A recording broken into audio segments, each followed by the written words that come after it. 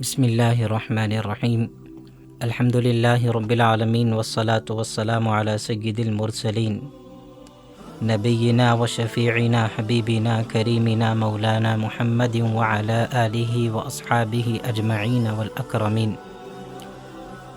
ومن تبعهم بإحسان الى یوم الدین. قال اللہ تبارک و تعالی: شہر رمضان الذی انزل فیہ القرآن هدى للناس وبينات من الهدى والفرقان. صدق اللہ العلی العظیم. اللہ تعالیٰ کا بے انتہا احسان اور اس کا فضل و شکر ہے. اللہ نے ہم تمام کو مسلمان جہاں پر پیدا فرمایا وہیں پر ایسی بے شمار نعمتیں عطا فرمائی جن بہانوں اور جن کی برکتوں سے اللہ تعالیٰ بے تحاشا مسلمانوں کو ان کے گناہوں کو معاف فرمائے گا، ان کی خطاؤں کو معاف فرمائے گا اور بڑی تعداد میں لوگوں کو جنت کے اندر داخلہ عطا فرمائے گا. یقیناً اللہ تعالیٰ کا یہ احسان ہے کہ دوسری امتوں پر اللہ نے جو احسان نہیں فرمایا اس سے بھی کئی سارا احسان، اور سب سے بڑا احسان اللہ نے امت محمدیہ پر فرمایا ہے.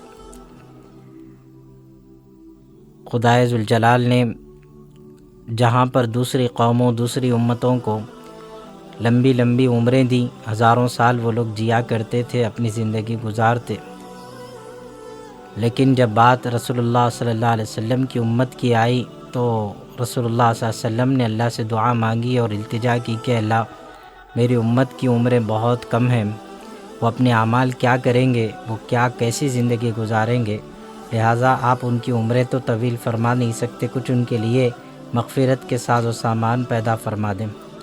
تو اللہ تعالیٰ نے ہم تمام کے لیے یہ ایک عظیم نعمت عطا فرمائی جو رمضان کی شکل میں ہمارے سامنے ہے. یوں تو اللہ تعالیٰ چاہے تو کسی بھی شخص کو کتنے بھی سالوں تک زندہ رکھے، مگر ایسے دن اور ایسے مہینے، خاص طور سے شب برات، شب قدر اور اسی طرح سے یہ مقدس مہینہ جو رمضان کا ہم گزار رہے ہیں، یہ مہینے جو آتے ہیں، یہ مہینہ، یہ راتیں، اس کے دن، اس کی ہر ایک لمحہ اللہ تعالیٰ بے انتہا اپنے بندوں پر رحمت نازل فرماتا ہے. قابل مبارکباد ہیں وہ لوگ جو رمضان کی مقدس ساعتوں کی قدر کر رہے ہیں، اور اس تمام لوگ وہ قابل مبارکباد ہیں جو اس مہینے کے ایک ایک لمحے کی قدر کرتے ہوئے اس کے اندر بہتر زندگی گزارنے کی کوشش کر رہے ہیں.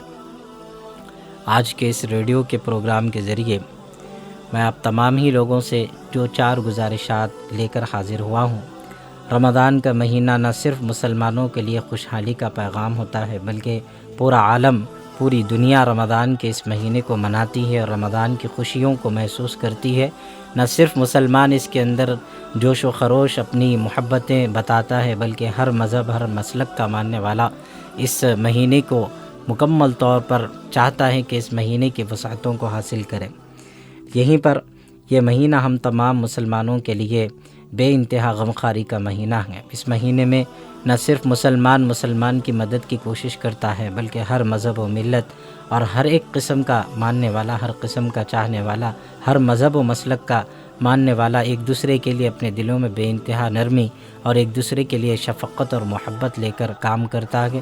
اور پوری عالم کے اندر جو رسول اللہ صلی اللہ علیہ وسلم کا پیغام تھا، قرآن مجید میں اللہ نے جب اپنا تعارف کرنے کا وقت آیا تو اللہ نے الحمدللہ رب العالمین فرمایا. وہیں پر جب رسول اللہ صلی اللہ علیہ وسلم کی تعارف کی بات آئی تو اللہ نے وما ارسلناک الا رحمۃ للعالمین فرمایا.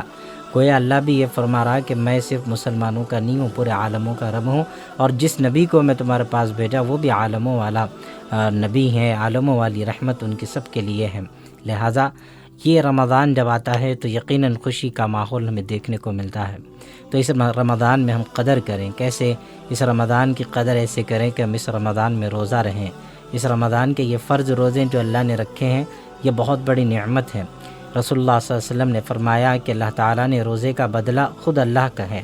جب بندہ کبھی کوئی نیکی کا کام کرے تو اس کا بدلہ عام دنوں میں بتایا گیا کہ ایک نیکی کرے تو 10 اس کو اجر زائد ملتے ہیں، 10 کا ثواب ملتا ہے. لیکن جب بات رمضان کی آتی ہے تو فرمایا گیا کہ رمضان کے اندر جب بندہ روزہ رہتا ہے تو وہ گویا اللہ کو حاصل کر لیتا ہے، اللہ اس کا ہو جاتا ہے اور وہ اللہ کا ہو جاتا ہے.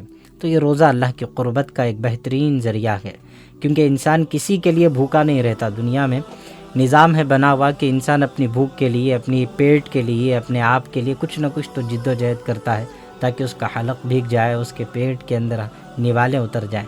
لیکن میرے عزیزو، اللہ کے لیے ہم بھوکے رہتے ہیں تو یہ بہت بڑی نعمت ہے، اس لیے اللہ نے فرمایا بھوک کا بدلہ میں ہوں، لہٰذا میں اس کا ہو جاتا ہوں جو میرے لیے بھوکا رہتا ہے، یعنی روزہ رہتا ہے۔ تو یہ روزے اللہ تعالیٰ نے فرض قرار دیے، کوشش کریں کہ ہم اس رمضان کے روزے رہیں۔ روزہ رہنا بھی کوئی کمال نہیں ہے، اصل میں روزے کی حفاظت سب سے بڑا مسئلہ ہے۔ روزے میں جب بندہ آ جائے تو اس کی نگاہیں محفوظ رہیں، اس کی زبان محفوظ رہیں، اس کی آنکھ، اس کے کان، اس کے ناک، اس کے جسم کا ہر ایک حصہ محفوظ رہے۔ محفوظ رہنے سے مراد بالکل یہ نہیں کہ ہم اس کو باندھ کے رکھیں یا اس کو استعمال میں نہ لائیں، بلکہ اس کا مسئلہ یہ ہے کہ اگر آپ زبان کو محفوظ رکھنے کا مطلب یہ ہے کہ آپ اپنی زبان سے کوئی برائی نہ کریں، کسی کی غیبت نہ کریں، کسی کی چغلی نہ کریں، بلکہ آپ اپنی زبان کو جب بھی کھولیں اللہ کے ذکر کے لیے یا کسی کے نفع کے لیے یا کسی کی تعریف کے لیے نکالیں۔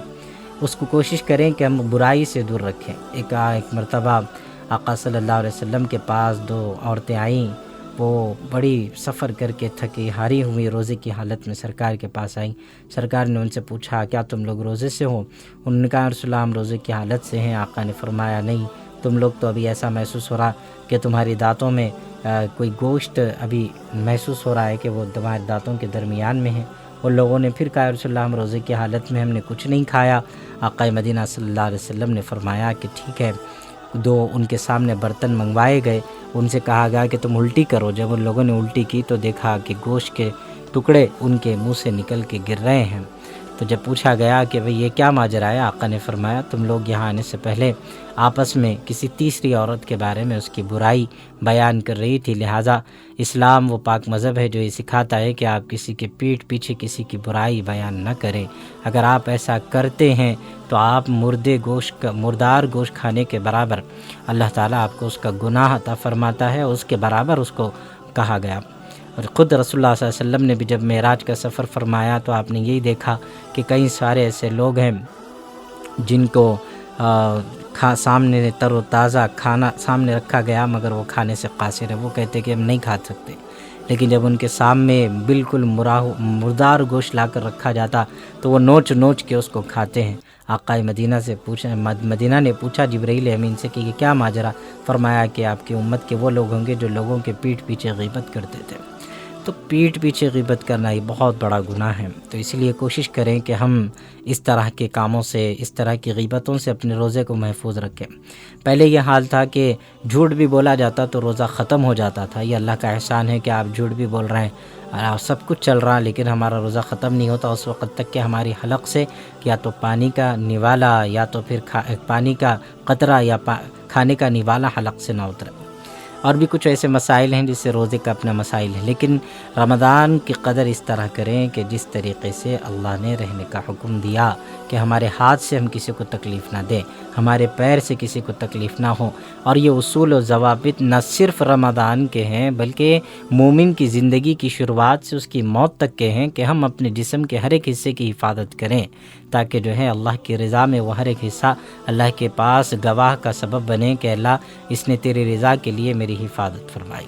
الغرض رمضان کے اندر اگر کوئی بندہ معمولی سی نیکی کا کام بھی کرتا ہے تو ایک نیکی کے بدلے اللہ تعالیٰ جہاں پر اس کو عام دنوں میں 10 اجر عطا فرماتے ہیں، یہاں پر کچھ اور مزید اضافہ ہوتا کہ اگر کوئی نفل پڑھتا ہے تو فرض کا اس کو ثواب ملتا ہے، اگر کوئی ایک فرض ادا کرتا ہے تو اسے 70 فرض کا اللہ تعالیٰ درجے کا اجر عطا فرماتے ہیں۔ تو یہ بہت بڑی بات ہے، بہت بڑی وقت ہے کہ غنیمت ہے ہمارے لیے۔ کئی سارے لوگ جو گزشتہ گئے سو سال ہمارے ساتھ تھے ہوں گے وہ سوچتے تھے ہوں گے کہ رمضان ہم کو مل جانا، مگر آج وہ بھی نہیں ہے اور وہ رمضان ان کو نہیں ملا۔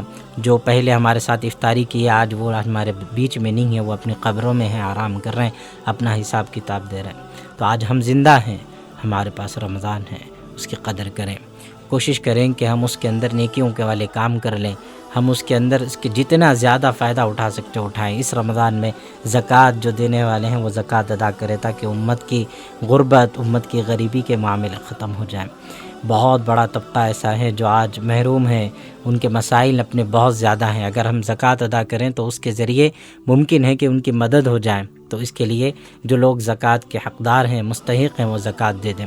بڑی تعداد میں لوگ زکوٰۃ نہیں دیتے، جس کی وجہ سے آج بڑا طبقہ مسلمانوں میں ایک غریب طبقہ ہے۔ اور زکوٰۃ کے علاوہ اسلام یہ حکم دیتا بھی ہے، اور اسلام کا طریقہ اور شیوہ بھی ہے کہ اگر مسلمان کے علاوہ بھی کوئی شخص اگر مستحق ہو تو اس کی بھی مدد کی جائے، اس کو بھی عطا کیا جائے، تاکہ وہ بھی ہمارے مذہب کو سمجھے، وہ بھی ہمارے مذہب کی انسانی بنیادوں کے حقوق کو سمجھ سکے کہ اسلام وہ واحد مذہب ہے جو ہر ایک مسلک، ہر ایک مذہب سے آگے چڑھ کر کام کرنے والا کام ہے۔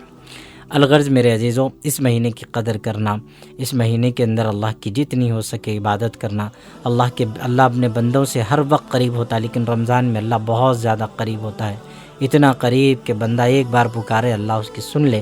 یقیناً اللہ گناہ گاروں کا رب ہے، نیکوں کو تو خیر کسی بھی صورتحال میں وہ نیکیاں کر کے جنت میں جائیں گے، لیکن اللہ تعالیٰ جتنا قریب اپنے گناہ گار بندوں کے ہوتا ہے کسی اور کے نہیں ہوتا۔ حضرت موسیٰ علیہ السلام نے ایک مرتبہ کہا کہ اللہ، میں اگر آپ کو پکاروں، نیک بندہ آپ کو پکارے تو آپ اس کو کیا جواب دیتے ہیں؟ اللہ نے فرمایا، میں کہتا ہوں لبیک یا عبدی، میرے بندے میں آ گیا۔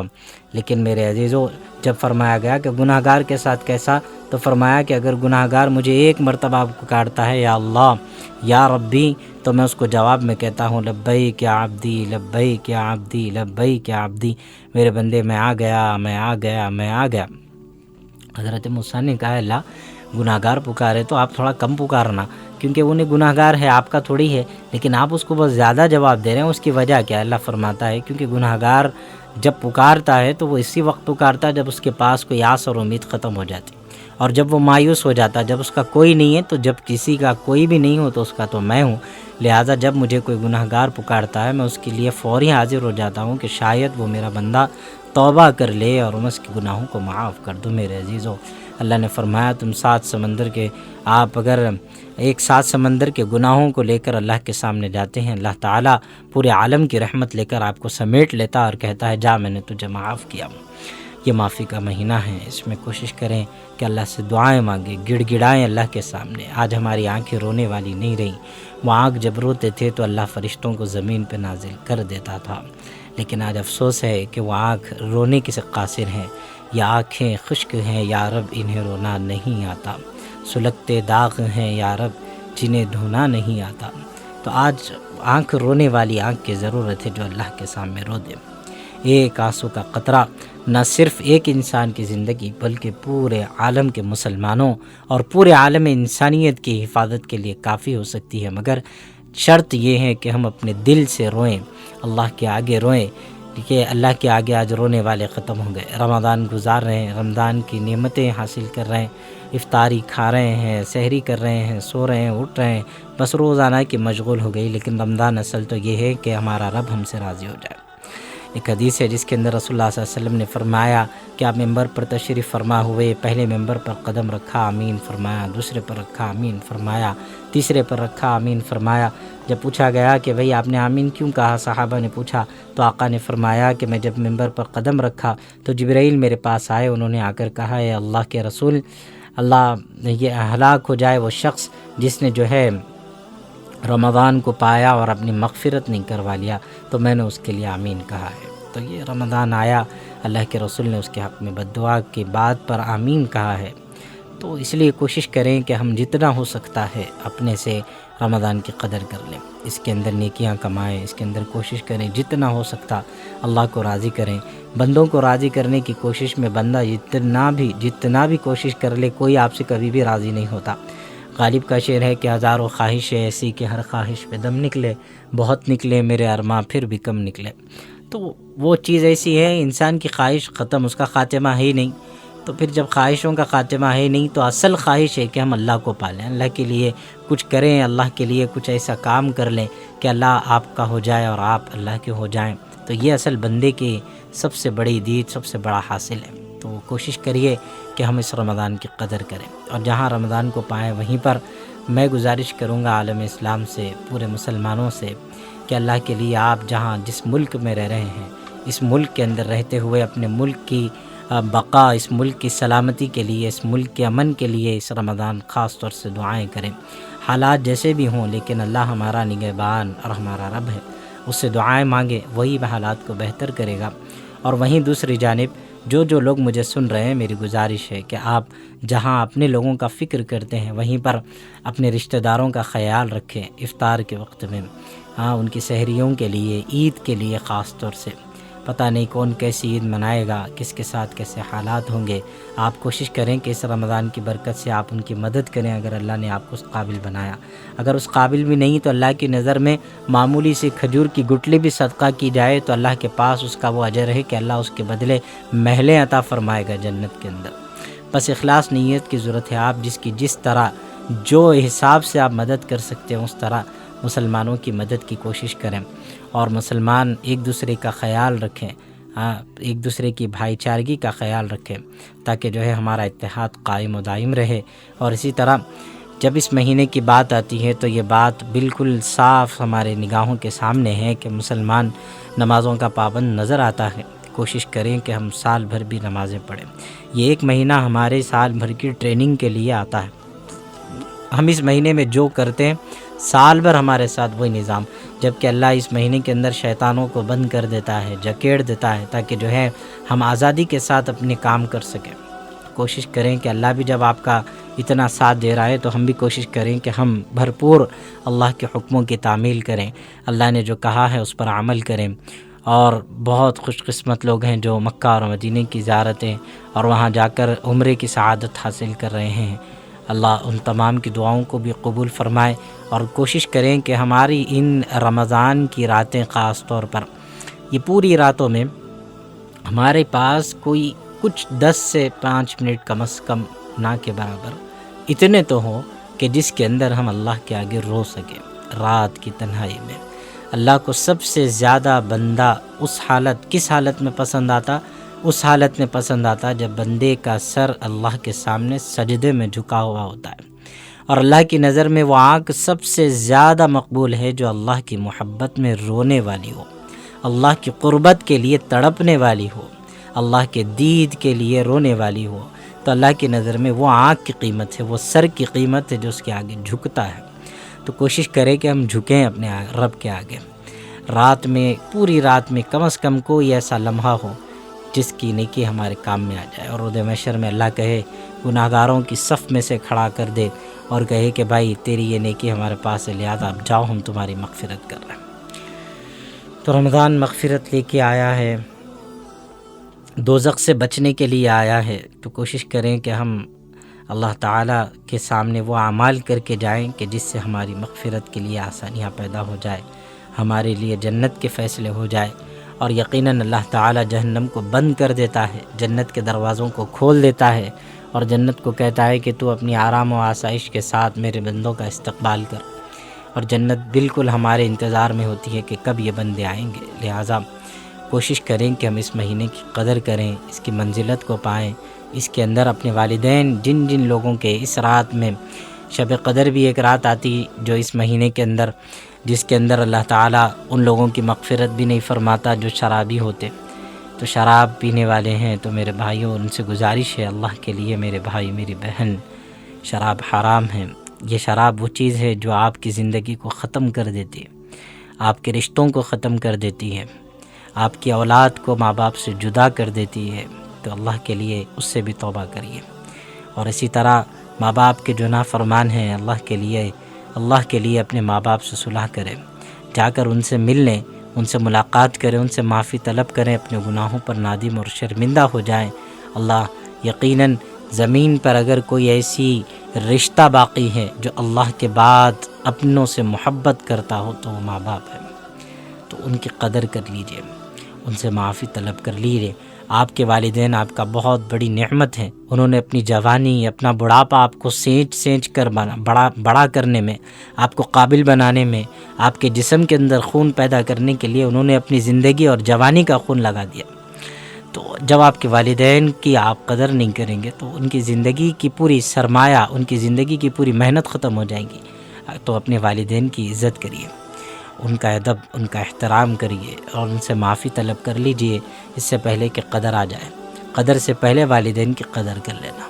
پھر اسی کے ساتھ ساتھ بے انتہا ایسی باتیں ہیں جو کرنی ضرور ہیں، لیکن آپ حضرات سے میری گزارش یہی رہے گی کہ آپ اس مہینے کی قدر کرتے ہوئے جتنا ہو سکتے نیکیوں کا کام کریں، ایک دوسرے کا خیال رکھیں اور آپسی محبت اور بھائی چارگی کے ساتھ رہیں. اور اس ریڈیو کے پروگرام کے منتظمین، اس کے انتظام کرنے والے، ان سب کو بھی ہم شکریہ ادا کرتے ہیں کہ انہوں نے ایک پلیٹ فارم کے ذریعے سے جو ہے آپ حضرات تک پیغام دینے کی ہم کو حکم دیا اور ہم یہاں پر حاضر ہوئے. اور قابل مبارکباد ہیں یہ لوگ بھی، بہت زیادہ قابل ستائش ہے کہ انہوں نے ایسے اقدامات کیے ہیں. اللہ ان کو بھی بہت اجر عطا فرمائے اور خوب ترقیات سے مالا مال فرمائے اور ان کی ترقیات کو اللہ قبول کرے. جزاک اللہ. وآخر دعوانا الحمد للہ رب العالمین.